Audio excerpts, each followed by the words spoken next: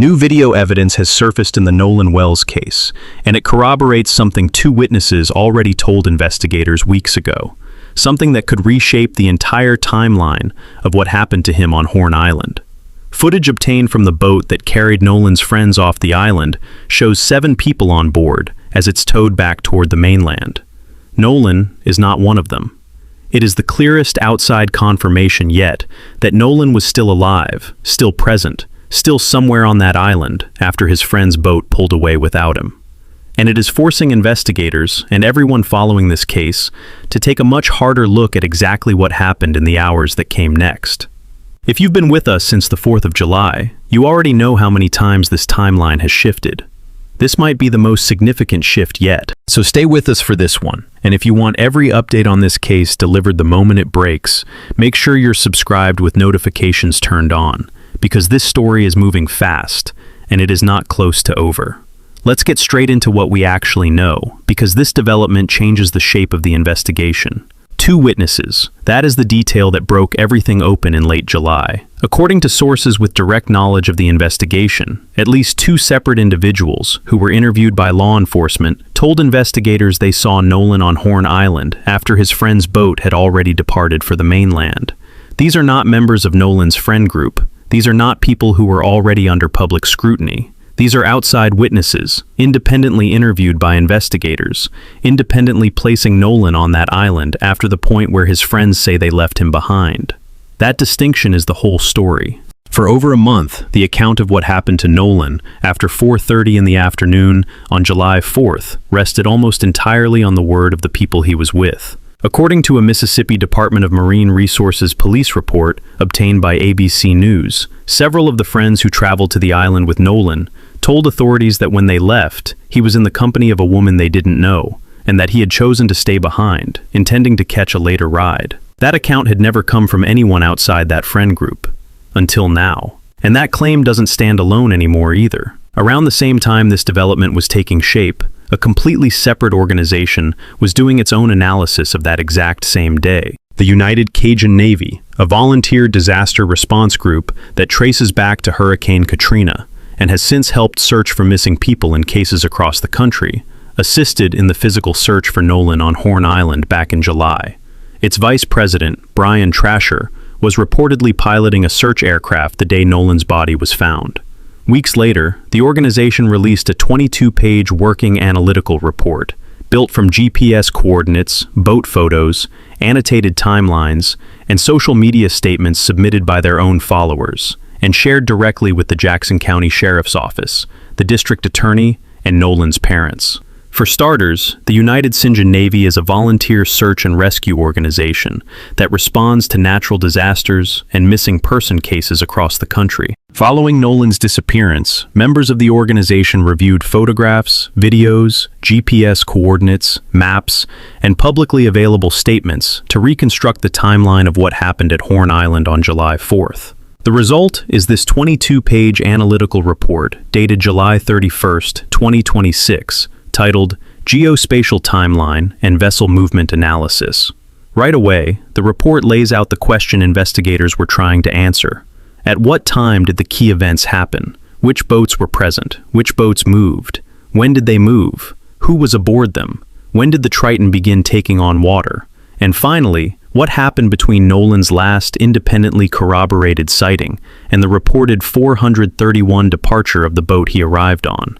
Those questions become the framework for everything that follows. Then they outline how the evidence was organized. Before comparing photographs or building a timeline, the analysts organized the evidence into 4 categories. The first category includes things that can actually be seen in a photograph or video, like the boats, the shoreline, and where everything is positioned. The second category includes labels that were added to the images. Throughout the report, you'll see names like Boat Number 1, Boat X, Triton, and Palm Beach. Those labels allow investigators to follow the same boats from one photograph to the next. The third category is made up of documentary evidence, including emails, maps, and screenshots of social media posts.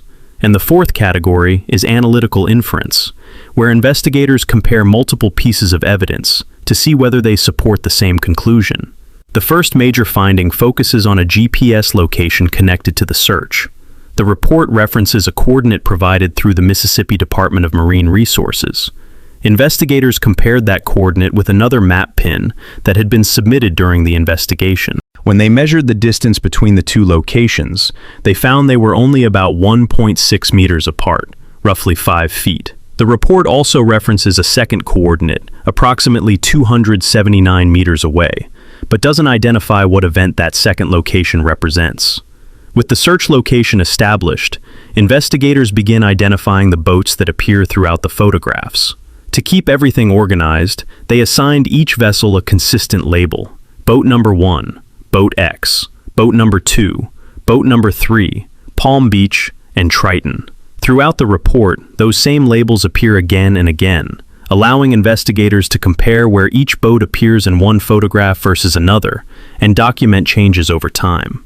Once the boats were identified, investigators started putting the day's events into chronological order. The earliest visual reference comes from a social media video displaying a time of approximately 3:23 p.m. A second video displays approximately 4:27 p.m. According to the information reviewed in the report, the Triton departed Horn Island at approximately 4:31 p.m. A shoreline photograph, reportedly taken at 4:50 p.m., becomes the next major reference point.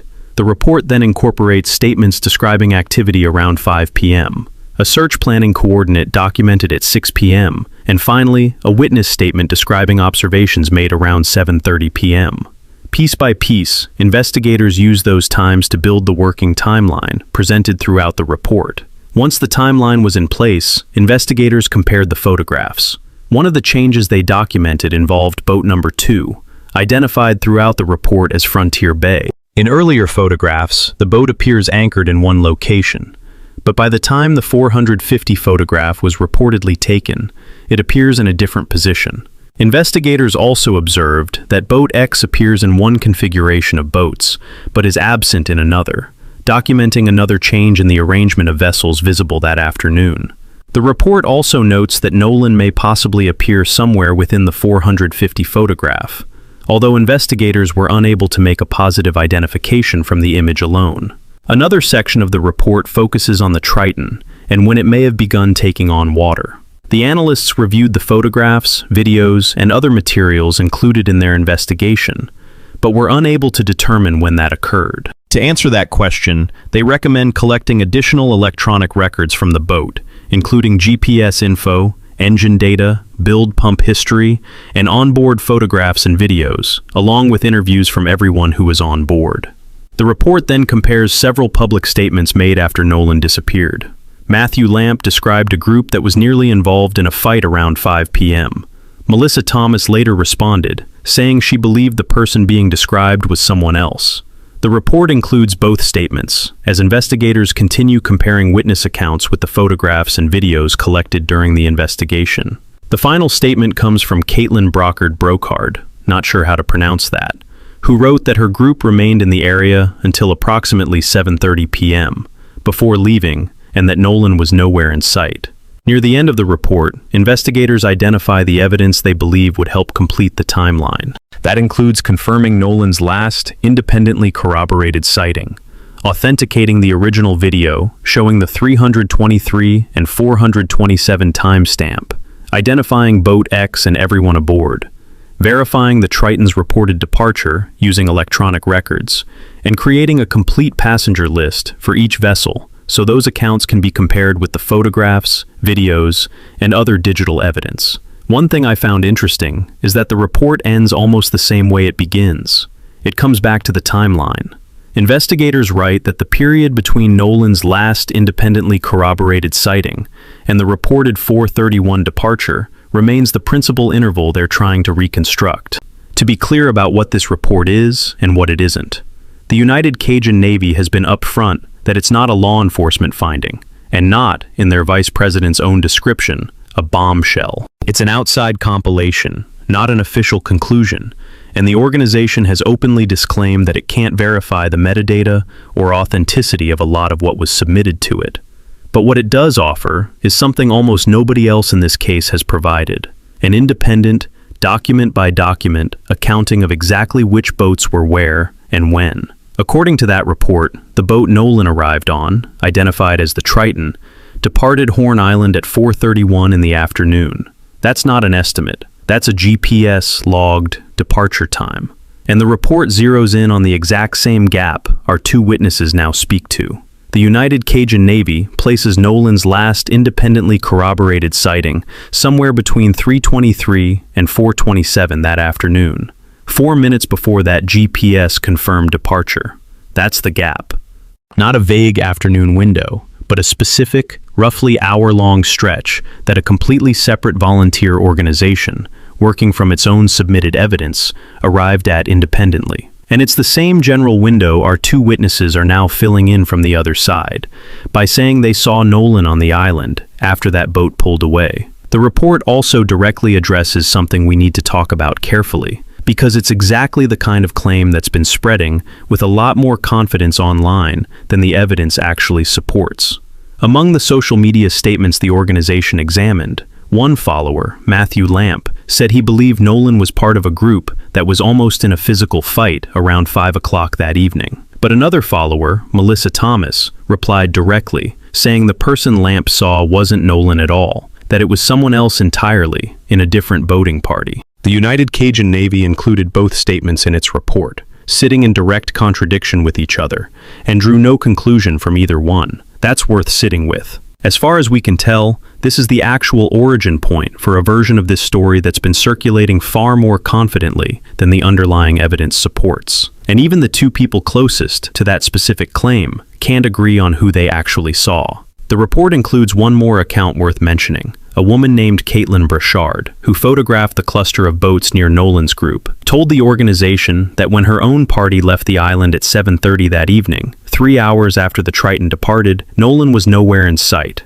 None of this proves what happened to Nolan. The United Cajun Navy has been explicit about that, stating plainly that, until its outstanding questions are resolved, including whether that 4:31 departure time can be independently confirmed through additional electronic data, and who exactly was on every boat in that cluster, any account that claims certainty about Nolan's movements during that window goes further than the evidence currently allows. That's not just caution from us. That's the standard the organization that compiled this report is holding itself to. And it's exactly why these two law enforcement interviewed witnesses matter so much. They're not filling that gap with another unverified social media post. They're filling it with something a formal investigation can actually act on. Understanding why any of this matters requires understanding Horn Island itself. It's not a resort beach with lifeguards and cell towers. It's a federally protected, uninhabited barrier island, roughly 11 miles off the Mississippi coast, reachable only by boat, with no facilities, no shelters, and spotty phone service once you're out there. For most of the year, it sits nearly empty. On the 4th of July, it fills with exactly the kind of loosely organized, come-and-go crowd that makes it almost impossible to track who was where and when. People arrive across dozens of separate boats throughout the day. Some stay for hours, some leave and come back, and nobody is checking anyone in or out. That's the setting these two witnesses were working with when they told investigators they saw Nolan after his friends left. Not a controlled environment with cameras and staff, but a shifting, informal gathering where remembering an exact time, or even being certain of the day's exact sequence of events, is genuinely difficult, even for someone trying their best to be accurate. That's part of what makes these two witnesses so significant in the first place. This wasn't a private dock or an empty stretch of coastline. Horn Island on July 4th had, by most estimates, somewhere around 200 to 300 people on it, many of them former classmates of Nolan's, all gathered for the same holiday. Crime scene analyst Cheryl McCullum, reviewing the case for News Nation, said early on that it was hard to believe that in a crowd that size, with phones everywhere and boats packed in close to shore, nobody had already come forward with a clear account of what happened to Nolan after he was separated from the people who knew him. For weeks, that's exactly what happened. Nothing. Investigators were left combing through footage from strangers, hoping someone had unknowingly caught Nolan in the background of their own holiday photos. That's the environment these two witnesses stepped into. Not a case with no potential witnesses, but a case with an island full of them, and almost nobody willing or able to say what they'd seen. which makes the fact that two people did come forward and did tell investigators specifically that they saw Nolan after his friends left land as more than just another data point. It's one of the first real cracks in a wall of silence that surrounded this case from the very beginning. There's also a practical reason these two accounts carry more weight than anything that's come before them. When someone is formally interviewed by investigators in connection with a death investigation, that's not a casual conversation, and it's not a comment left under a video online. These two individuals sat down or spoke directly with people conducting an active investigation and told them, on the record, that they'd seen Nolan alive on that island after the point where his friends say he was left behind. That doesn't make them infallible. People misremember details, especially in a chaotic setting with hundreds of people and a full day of drinking involved for a lot of those on the island. But it does place their account in a fundamentally different category than anything that's come out of this case so far, because neither of them appears to have any personal stake in how this story gets told. Nolan's family has spent over a month picking apart the friends' version of events in public. Their attorney, civil rights lawyer Ben Crump, has repeatedly pointed to what he calls glaring contradictions in the friends' statements. Contradictions about whether Nolan actually intended to leave with everyone else that day. Contradictions about how his phone ended up back on the mainland without him. And a question Crump keeps returning to at nearly every press conference. How does an experienced athlete, a college-wide receiver in peak physical condition, someone who by every account knew that water and that island well, end up dead in the same stretch of water he'd swum in dozens of times before? There's one more detail worth sitting with here, because it's something Crump has raised repeatedly, and this new evidence doesn't make it any less strange. Nolan's phone came back to the mainland with his friends. He didn't have it with him. If he genuinely chose, on his own, to stay behind on that island with someone he'd just met, planning to catch a ride back later, why would he leave his phone with the people who were leaving without him? It's the kind of detail that sounds small until you actually try to explain it, and so far, nobody involved has offered an explanation that fully accounts for it. These two witnesses don't resolve that question either. If anything, knowing that Nolan really was seen alive, and apparently on his own after the boat left, only sharpens it. Wherever he was, however he was doing, he was there without the one device that could have let him call for help, or let anyone reach him. It isn't only the family asking these questions. Nolan's best friend, Javon Williams, was on the island that day too, though he'd taken a different boat out. He's said, more than once and on the record, that the story being told doesn't sound like the Nolan he grew up with. He's described Nolan as the kind of friend who, if you rode somewhere with him, you came back with him. No exceptions, no separate rides, no casually peeling off from the group. For Javon, the idea that Nolan would voluntarily stay behind on an island, with a woman none of his friends could identify, and figure out his own way home later, has never added up. This new evidence doesn't resolve that tension for him, and it shouldn't. It confirms Nolan was on the island after the boat left, which is the part of the story Javon never actually disputed. What he's disputed is why, and nothing about these two witnesses answers that. So when word broke in late July that two outside witnesses had independently told investigators they'd seen Nolan on the island after that boat left, it landed as a potentially major turning point, because it does two things at once, and they pull in different directions. On one hand, it corroborates part of the friend's account. Nolan really was still on that island when the boat departed. That much may genuinely be true. But on the other hand, it strips away the idea that this is a story only the friends can tell. Investigators now have independent confirmation that Nolan was alive, present, and apparently alone on Horn Island sometime after 4:30 in the afternoon. That reframes the entire investigation. It's no longer just a question of whether the friends are telling the truth about leaving him behind. It's a question of what happened to him afterward, on an island that, by multiple accounts, still had hundreds of people on it. It's also worth noting these two witnesses didn't come forward in the first days after Nolan went missing.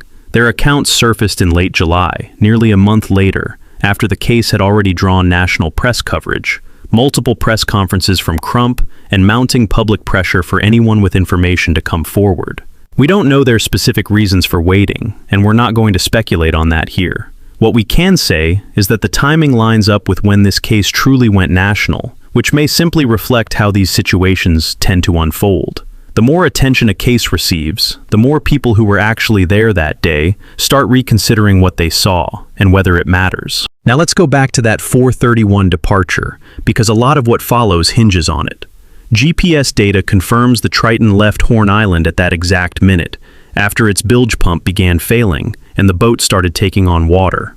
That same data shows it passed through Fort Bayou at 5:52 and didn't actually reach its dock back on the mainland until 6:06 that evening.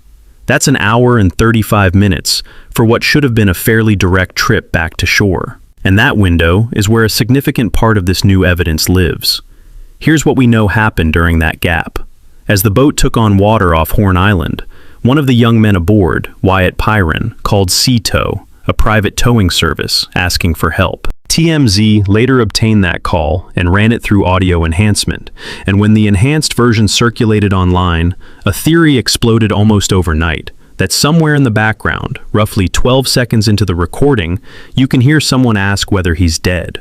People spent days on that clip, slowing it down, isolating the audio track, running it through different filters, looking for a clearer version of those words. We want to be precise about where that specific theory currently stands, because precision matters in a case like this. Sources close to people who were actually aboard that boat have said the audio is nothing more than the sound of panic during a sinking vessel, kids yelling over each other, and over the noise of water coming in. Not a reference to Nolan at all. That explanation has not been independently confirmed, and no law enforcement official has weighed in on the audio specifically, one way or the other. As of right now, it remains one of the most disputed and unresolved pieces of evidence in the entire case. We're not going to tell you what it means, because nobody outside that boat actually knows yet. What we can tell you is that it's unconfirmed, contested, and still under scrutiny by more than just people online. But there's a detail in this same sequence of events that got far less attention than the audio, and arguably deserves more. Sea Tow never actually towed that boat. According to TMZ's reporting, the private service the boys had called wasn't the one that ended up doing the job. Instead, another vessel, one that happened to be anchored nearby on Horn Island, stepped in and towed them back to the mainland. On its own, that might sound like a minor logistical footnote, a different boat helping out instead of the one they'd called. It happens.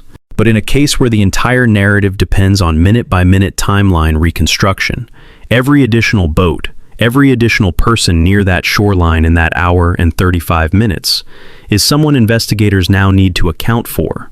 Who was on that second boat? Did anyone on it see Nolan? Did anyone on it see anything at all? As far as we know, that hasn't been publicly answered. And that brings us to the video that changed everything. About a week after the two witnesses' story first broke, new footage surfaced. It came first from the Officer Tatum show, which obtained video and photographs from that day and shared them, after which TMZ picked up the story and confirmed the details. The footage shows the actual moment Nolan's friend's boat was being towed away from Horn Island. You can count them. 7 people visible on board. Nolan is not one of them. Sit with that for a second, because this is the piece of the story that turns a second-hand account into something much closer to visual proof.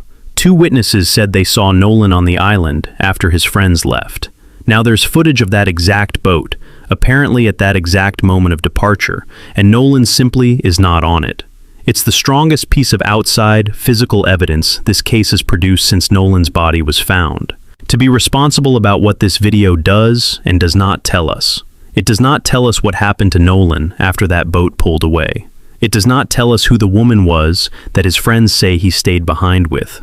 And we want to be very clear on that last point, because there's been a lot of speculation online about her identity. She has not been named by law enforcement. No charges have been filed against anyone in connection with Nolan's death. And given how much harassment and doxing this case has already generated for people only loosely connected to it, we are not going to be the channel that puts a name to a rumor. What the video does do, concretely, is close off one of the last remaining alternate explanations for Nolan's disappearance. The idea that he was somehow still with his friends when that boat left, and that something happened to him only after it reached shore. Based on this footage, that theory doesn't hold up. He wasn't on that boat. Whatever happened to Nolan, it happened on Horn Island itself, not on the water during that tow, and not on the mainland after they docked. So let's put the fullest timeline together, using only what's been independently reported, because that's the responsible way to look at this. Nolan was last seen directly, face-to-face, by his friend Warren Hudson at around 3 in the afternoon. Hudson has said publicly, including in an interview on The Officer Tatum Show, that he wasn't actually on the same boat as Nolan that day, but that he'd spoken with him earlier. He's also claimed that he later heard, secondhand, from someone he's described only as having spoken to personally, that Nolan was seen again on the island around 6 that evening. Hudson has pushed back hard on the framing that his group was the last people to see Nolan alive, insisting that when they left the island, there were still, in his words, dozens and dozens and dozens of boats and people scattered across Horn Island. Now put that next to the 2 witnesses, and back to the exact gap the United Cajun Navy's own report flagged. If they saw Nolan sometime after 4:31, when the Triton departed, that opens up a window that could plausibly stretch all the way toward that reported 6 o'clock sighting Hudson described secondhand. That's now the 2 witnesses and an entirely separate organization's independent data analysis, all converging on the same general stretch of time, placing Nolan alive and present on the island well after his friends were gone. What we don't know yet is just as important as what we do. We don't know precisely when, after 4:30, these 2 witnesses say they saw Nolan. We don't know if they saw him alone, or with the unidentified woman his friends have described, or with someone else entirely. We don't know if they saw him once, in passing, or observed him for any length of time. Those details matter enormously, and they're almost certainly exactly what investigators are working through right now, cross-referencing whatever these 2 witnesses said against phone data, boat traffic, and anything else that might pin down a more precise picture. A sighting at 4:40 is a very different piece of evidence than a sighting at 5:30. Right now, the public doesn't know which one this is, and until the grand jury process plays out, we may not find out for a while. If both of those claims hold up under continued investigation, it substantially narrows what investigators actually need to focus on. This is no longer primarily a question of whether the friends are telling the truth about leaving Nolan behind. It increasingly looks like they were. The real question has shifted to what happened to Nolan, sometime in that stretch of hours, alone, on an island that, by nearly every account, still had hundreds of people on it that afternoon. That is not a small shift in this investigation. That is the difference between a story about 4 or 5 friends on a boat and a story about an entire island full of witnesses, most of whom still haven't come forward. Investigators appear to know that, too. The Jackson County Sheriff's Office has kept its public appeal open for weeks now, asking for original, unedited photos and video from the northwest tip of Horn Island on July 4th, especially anything showing an alleged altercation, or anyone who might be Nolan, along with any account of an argument, disturbance, or unusual activity witnessed that day. They've said explicitly that even details that might seem insignificant to the person holding them could end up mattering to the investigation. That appeal is very likely how these 2 witnesses ended up in an interview in the first place. It's also a signal that investigators believe there's more still out there. If 2 people who saw Nolan after his friends left have already come forward, on an island that had hundreds of potential witnesses that day, it stands to reason there could be more. Now, that ongoing request for altercation footage deserves some context, and it's worth being clear this is a separate thread from the disputed Matthew Lamp claim we walked through earlier. There's already been real confusion and real misinformation around the broader question of whether a fight or attack happened on that island. Here's what's actually confirmed about a different, earlier incident. Early in the investigation, a video began circulating on social media, and at a press conference, Ben Crump referenced it directly, saying it appeared to show Nolan on the island, audibly upset, demanding a phone back from someone. Multiple people reportedly told Crump they believed it was Nolan's voice on that recording. But on July 13th, one of Nolan's own friends, Trayston Shepard, came forward publicly and said that voice wasn't Nolan's at all. It was his. Shepard told ABC News that the argument caught on video was between him and a stranger, someone he says started a confrontation with him, and that what people were hearing wasn't a dispute over a phone at all. It was him trying to get free from friends who were physically holding him back from continuing that fight. Shepard has said this altercation involved him, not Nolan, and had nothing to do with Nolan's disappearance. That clarification matters because it means at least one confirmed video-documented altercation from Horn Island that day has already been explained, on the record, by the person actually involved in it. What remains unclear is whether the sheriff's office's continued, ongoing request for altercation footage refers only to that same, already explained incident, the separate, disputed lamp claim from the Cajun Navy report, or something else entirely that hasn't surfaced publicly yet. We genuinely don't know the answer to that. Nobody outside the investigation does. We'd rather tell you plainly that we don't know than pretend otherwise, and we'd caution anyone treating unverified claims about Nolan himself being physically attacked as confirmed fact. As of now, that specific claim has not been substantiated by any law enforcement source or credible outlet. What has been confirmed is everything we've walked you through so far. 2 independent witnesses, a corroborating video, an independent organization's own timeline analysis, and a sheriff's office still actively looking for more. This case has also become something of a magnet for misinformation, almost since day one. WLOX, the CBS affiliate covering this story closest to home, has noted that alongside legitimate reporting, the case has generated a wave of social media speculation, and even AI-generated photos and videos, content designed to look like evidence but manufactured entirely. That's part of why we're being as careful as we are about attribution in this video. 2 witnesses interviewed by law enforcement, and a video obtained by a named source and confirmed by TMZ are verifiable, sourced developments. A lot of what else circulates about this case online is not, and in a case that's already drawn this much attention, that distinction is only going to keep mattering more. There's also a broader evidence-gathering effort still unfolding in the background that's worth knowing about. Nolan's family has issued subpoenas through County Chancery Court to several major tech companies, including Meta, TikTok, and WhatsApp, seeking electronic communications and any other information that might help fill in what happened to him. If any of the 200 or 300 people on Horn Island that day posted, messaged, or live-streamed anything relevant, without even realizing what they'd captured, that's the kind of evidence this legal effort is designed to surface. Combined with the sheriff's office's ongoing appeal for photos and video, and now 2 confirmed witnesses willing to go on record, this case increasingly looks like it's being built one small, independently corroborated piece at a time, rather than through any single dramatic breakthrough.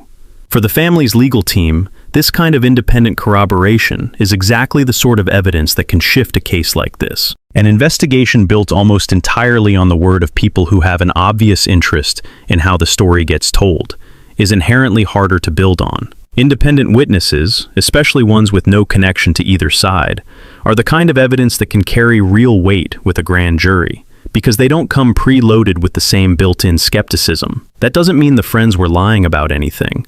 It's entirely possible every account given so far, from the friends, from these 2 witnesses, from Hudson, turns out to be accurate and simply incomplete.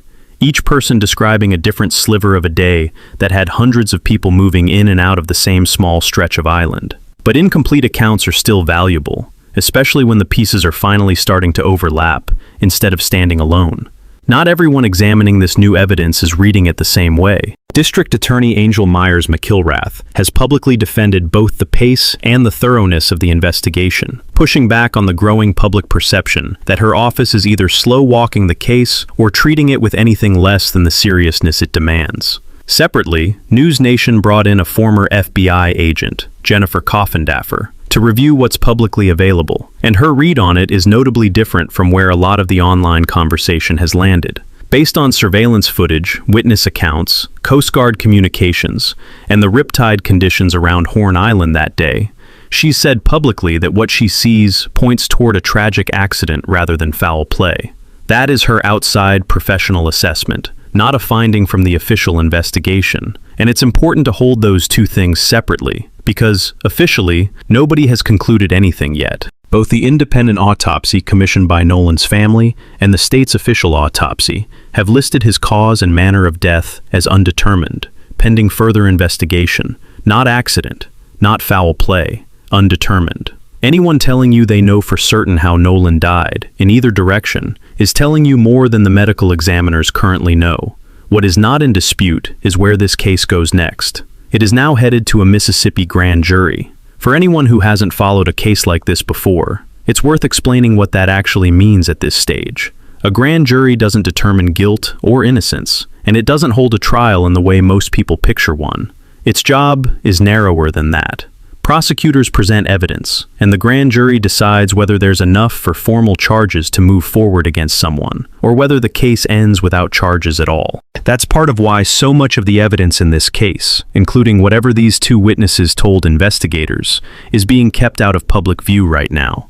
Prosecutors have said that's specifically to protect the integrity of that process, so that grand jurors are the ones weighing this evidence for the first time, not the internet. It also means the public may not get a full, detailed accounting of everything investigators have gathered, including these witness statements, until that process plays out, however long that takes.